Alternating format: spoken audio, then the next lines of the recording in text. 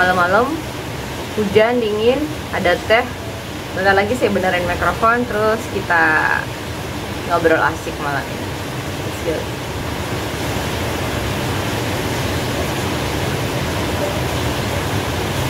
Sobat Art, saya pengen cerita kalau kemarin itu di Instagram salah satu akun informasi memberitakan bahwa di kota saya ada sekelompok rombongan, sekelompok orang tak dikenal menyerang ke dua sekolah negeri SMA di kota saya. Tapi udah diduga pelaku penyerangan ini sebenarnya dari kalangan pelajar juga yang mungkin punya konflik atau masalah dengan pelajar yang ada di sekolah tersebut.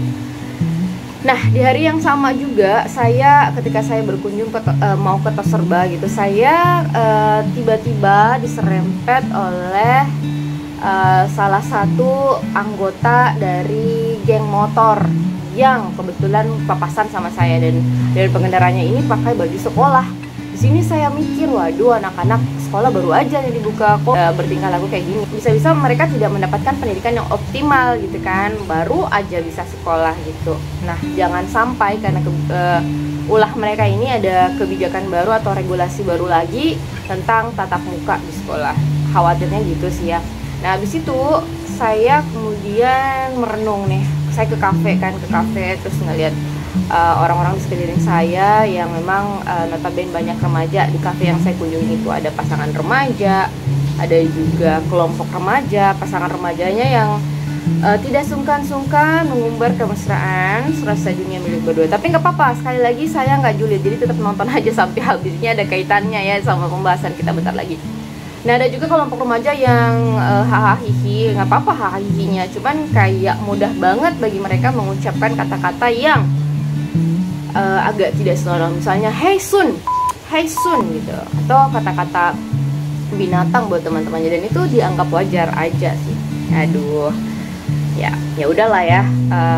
Sekali lagi saya nggak mau julid nih, cuman melihat fenomena itu aja nih, waduh kok bisa ya kayak gitu.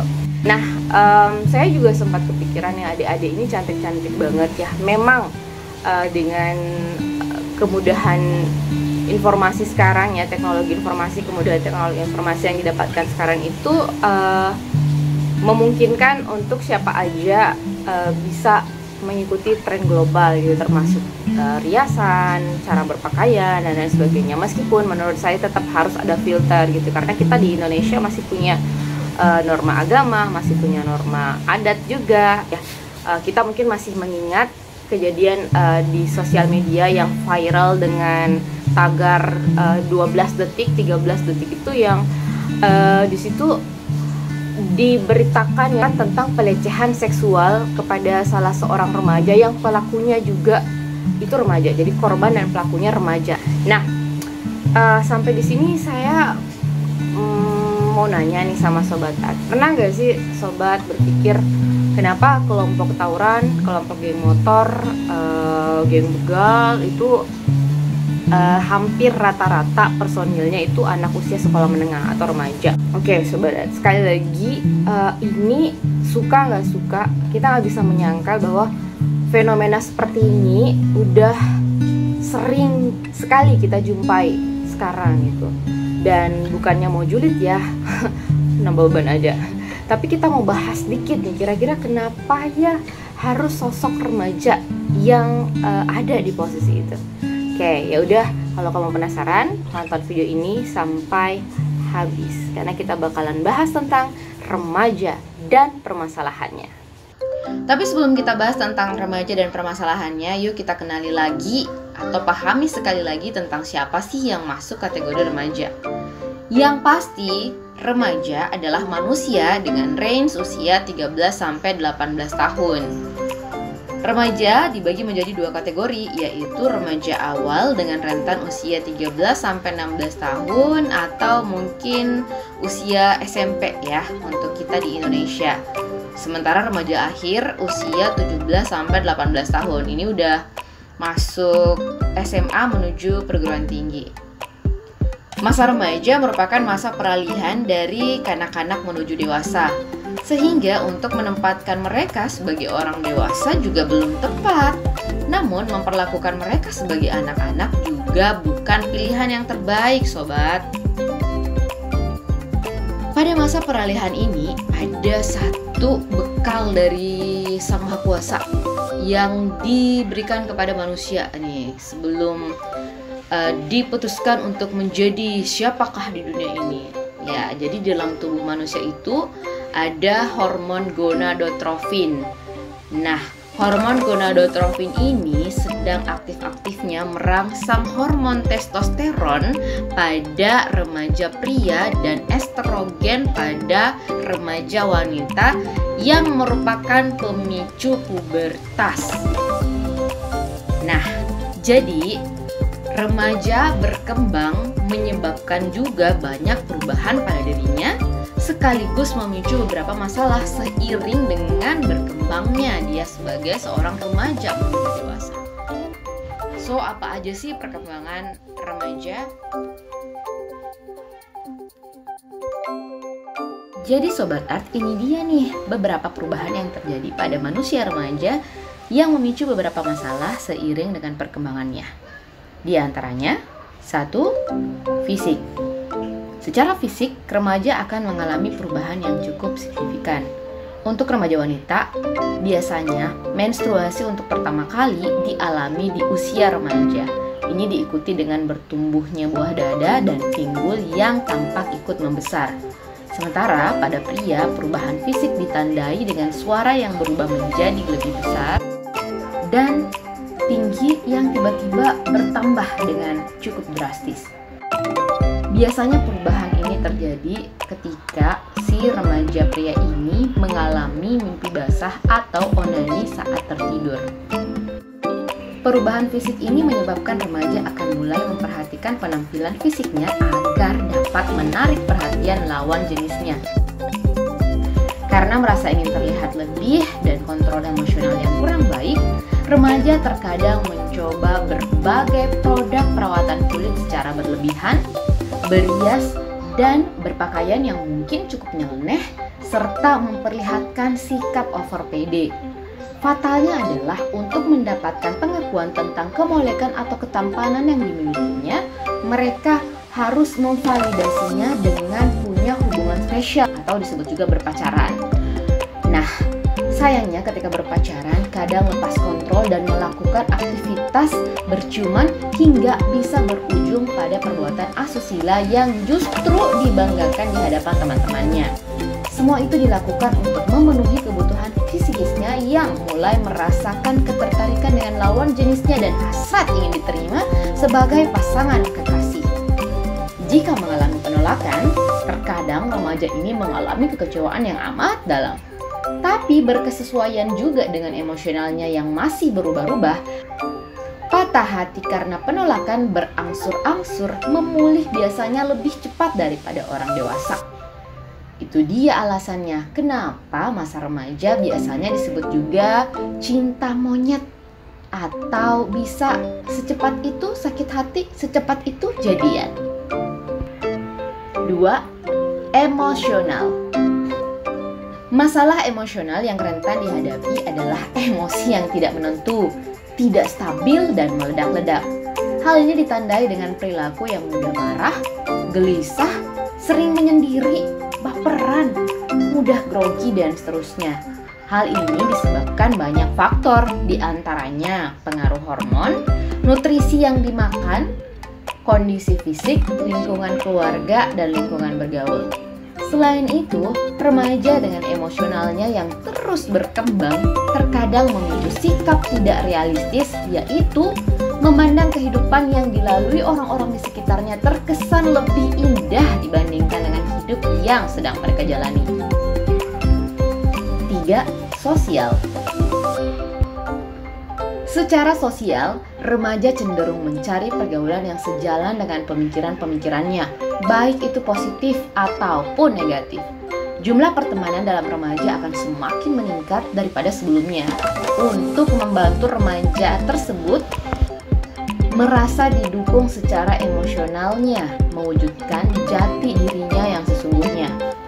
Tentu jika pergaulan yang ditemuinya adalah pergaulan positif, maka yang terlihat dari sikap sosialnya juga pasti positif. Demikian pula sebaliknya, kalau negatif ya negatif juga. Permasalahan sosial ditunjukkan dengan sikap ambisius, suka mencari perhatian, menentang aturan, dan merasa anti campur tangan orang dewasa. Dan karena masa remaja menentukan masa depan mereka nantinya ketika menjadi manusia dewasa, maka remaja sebaiknya harus selektif dalam memilih pergaulan. Penanaman nilai akhlak dan adab yang dibentuk saat masa kanak-kanak cukup membantu remaja untuk menentukan pilihan pergaulannya. Tentu masa ini tak ada salahnya orang tua menjadi konselor dengan rupa bersahabat untuk memberi wejangan terbaiknya. Orang tua yang seyogianya lebih paham dengan asam garamnya kehidupan dapat mengarahkan putra-putrinya menemukan pergaulan yang tepat. Misalnya saja dengan menentukan sekolah yang dianggapnya mampu memfilter buah hatinya dari pergaulan yang tidak diharapkan. Perkembangan dan permasalahan yang berjalan beriringan memicu stres pada remaja. Apalagi saat ini, pesatnya perkembangan digital menghadirkan sosok-sosok idola bagi remaja-remaja ini. Mereka cenderung meniru apapun yang dihadirkan idola mereka dalam laman sosial medianya. Semakin lama mungkin justru semakin tidak realistis. Hal ini baik jika menjadi motivasi positif, terutama jika sosok idolanya juga hadir dengan cetakan yang baik pula. Namun menjadi beresiko jika telah menjadi ambisi yang diharuskan, apalagi jika idolanya ini memiliki etika yang cukup buruk. Olehnya itu, remaja bisa saja stres. Untuk kamu yang penasaran gimana sih ciri-ciri remaja stres, kamu bisa langsung cek videonya dengan klik link yang sudah disediakan di kolom deskripsi. Atau klik kartu video yang ada di sebelah kanan atas video ini. Nah Sobat Art, sampailah kita di akhir video dan kesimpulannya adalah intinya remaja ini adalah manusia ya, manusia yang punya garis hidupnya masing-masing, sudah punya takdirnya masing-masing yang sudah digariskan sejak dia lahir. Jadi jelas kalau remaja punya masalah ya wajar saja, namanya juga manusia ya, pasti punya masalah. Tapi bagaimana cara personnya itu menyikapi masalah yang dihadapi, tentu balik lagi ke pribadinya masing-masing. Nah, yang paling penting adalah dengan adanya video tadi, paling tidak kita paham nih, oh remaja itu seperti ini. So, dengan kita paham tentang kondisi remaja dan perkembangannya, paling tidak kita mungkin bisa meminimalisir dampak negatif ya dari perkembangan tersebut. Nah, kesimpulannya itu tadi, pertama, bersiaplah menjadi remaja. Apakah kamulah sang calon remajanya atau kamu orang di sekeliling remajanya, gitu.